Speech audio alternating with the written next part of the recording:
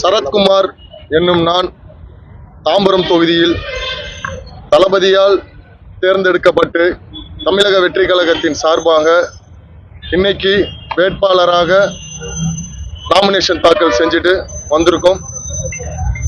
தாம்பரம் தொகுதியில் ஒரு சிறப்பான ஒரு கிளீன் தாம்பரம் என்ற ஒரு விஷயத்தை செய்ய வேண்டும் என்பது தமிழக வெற்றி கழகத்தின் சார்பாக எங்களுடைய ஆசைகள். ஒரு நல்ல சாலை வசதி, நல்ல குடிநீர் வசதி, ஒரு நல்ல வடிகால் கால்வாய், மூடப்பட்ட நல்ல வடிகால் கால்வாய், ட்ரைனேஜ் ஃபெசிலிட்டிஸ், நல்ல பார்க்கு, சுத்தமான சுகாதாரமான ஒரு கழிப்பிடம், இந்த மாதிரியான நிறைய விஷயங்கள் மேனிஃபெஸ்டோவில் நாங்கள் வச்சுருக்கோம். ஸோ இதை தாண்டி இன்னும் நிறைய விஷயங்கள் இருக்குது. போக போக அதை எல்லாமே நாங்கள் சொல்லுவோம். இதெல்லாம் செஞ்சு முடிக்கிறதுக்காக தமிழகம் வெற்றி கழகத்தின் சார்பாக நாங்கள் உங்கள் வீட்டு பிள்ளை இங்கே களம் இறங்கியிருக்கோம்.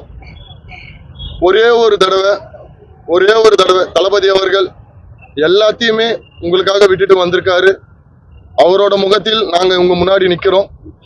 எங்களுக்கு ஒரே ஒரு தடவை ஒரு வாய்ப்பை கொடுங்க, விசில் சின்னத்துக்கு ஓட்டு போடுங்க என்று உங்களை அன்போடு பணிவோடு பாசத்தோடு கேட்டுக்கொள்கிறோம். நன்றி, வணக்கம்.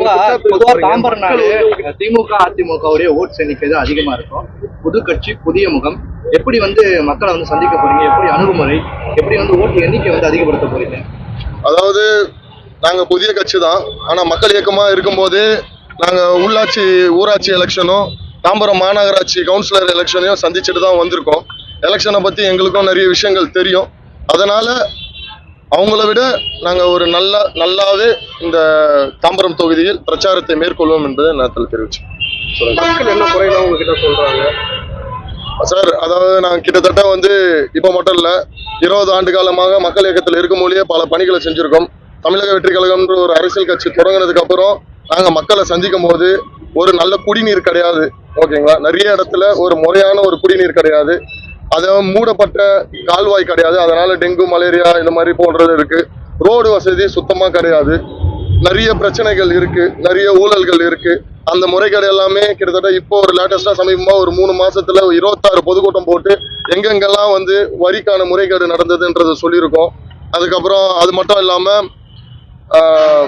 டெண்டர் முறைகேடு, நிறைய இடத்துல டெண்டர் முறைகேடு நடந்திருக்கு. Zone 3, Zone 4, Zone 5 டெண்டர் முறைகேடு நடந்திருக்கு. ஒரு ஊழல் இல்லாத ஒரு ஆட்சியை நாங்கள் கொடுப்போம் அப்படின்றத இந்த நேரத்தில் தெரிவிச்சு. புரியல சார்?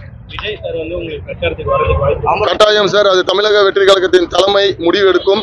கட்டாயம் தளபதி அவர்கள் எல்லா இடத்தையும் சந்திப்பாரு.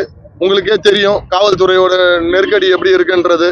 இப்போ பெரம்பலூர் போனாரு, அதுக்கடுத்து இன்னொரு பிரச்சாரம் போனா அதுக்கடுத்தது போக முடியல. ஏன்னா போலீஸ் பாதுகாப்பு சரியான முறையான முறையில கொடுக்க மாட்டாங்க.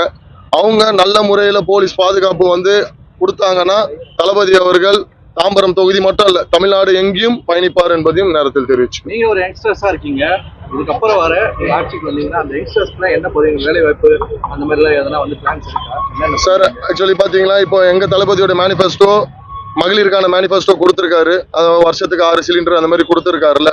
அதே மாதிரி இப்போ எங்க யங்ஸ்டர்ஸ்க்கான யூத்துக்கான ஒரு மேனிஃபெஸ்டோவும் கொடுத்துருக்காரு. தளபதி அவர்கள் ஆல்ரெடி சொல்லிட்டாரு, வந்தாங்கன்னா முதல்ல படிப்பு, ஓகேங்களா? தரமான படிப்பு, சுத்தமான கல்வியில சுத்தமான ஒரு பாத்ரூம், தரமான படிப்பு, யாருமே படிக்காத ஆட்களே இருக்கக்கூடாதுன்றதுக்காகவே அதுக்காகவே பலாயிரம் ரூபாவை நம்ம கொடுத்து படிக்க வைக்கிறோம்.